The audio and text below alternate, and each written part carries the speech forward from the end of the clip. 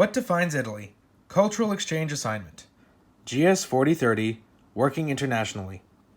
University of Denver. Dylan Mensberg, Professor Stephanie Garnica. What defines Italy? When discussing Italy, one cannot ignore The historical, religious, and artistic contributions Italy has given to the world. alongside Greece, Roman culture, architecture, modern concepts of empires and democracy, Roman Catholicism, that of whom's official advent is said to be 313 AD, And of course, the musical genre of opera, which is estimated to have been 1600 approximately. In terms of contemporary Italy, The national language is unsurprisingly Italian. however, Italy has a top 3 of languages that are spoken. Italian at 97.4%, English at 13.7%, and French at 6.5%. Base diet. The Italian base diet is similar To the Mediterranean diet. It's reliant on fruits and vegetables, lean proteins such as fish and poultry, complex carbohydrates, fish and olive oils. However, it is not highly reliant on red meat, unlike the American diet. business culture.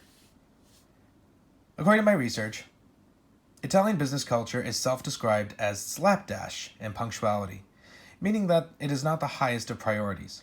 However, there is a priority list that one should be mindful of.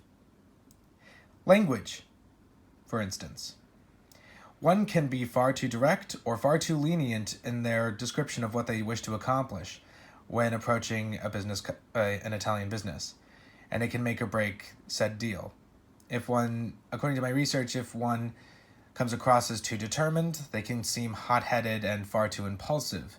Whereas if someone seems too lackadaisical, they may not come across as serious, and the client may reject them for that reason. There's also the concept of wining and dining with clients. In American business culture, arguably, although somewhat old-fashioned, it's still somewhat customary to wine and dine a client. Take the client out, show them a good time, have dinner, drinks, and try to impress them with the company card. However, in Italian business culture, either instance could occur. The client could wine and dine you, or you could wine and dine them, or you could take turns depending on how long the evening goes.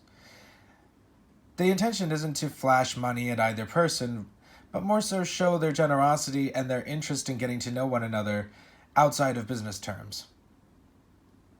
Business connections are highly reliant on personal connection. Dressing well. Dressing well is certainly important in Italian business culture. Arguably, it's as important in American culture, as we tend to wear suits and business casual clothing when addressing new clients at meetings or going into our professional workspaces.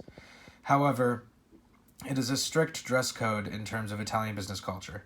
If one shows up to a business meeting in anything other than a tailored suit, they are not only wasting their time, but they're wasting the client's time as well. Improvisation and spontaneity.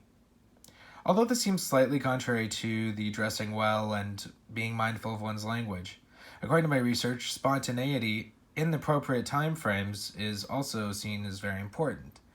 If one decides to spontaneously order more food or a generous bottle of wine, or pitch a out-of-the-box idea while trying to establish relations, it shows a sense of passion for the engagement or the project that they're trying to pitch.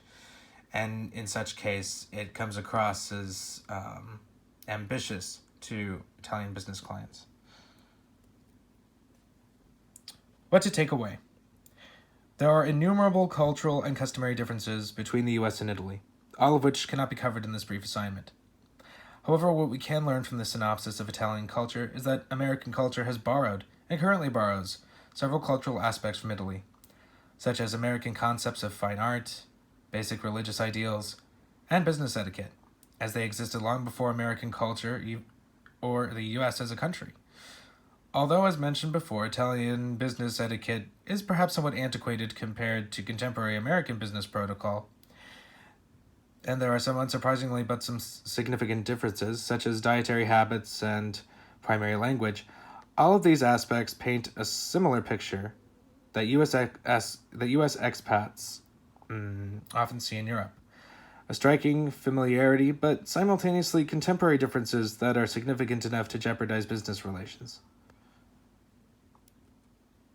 Thank you for listening.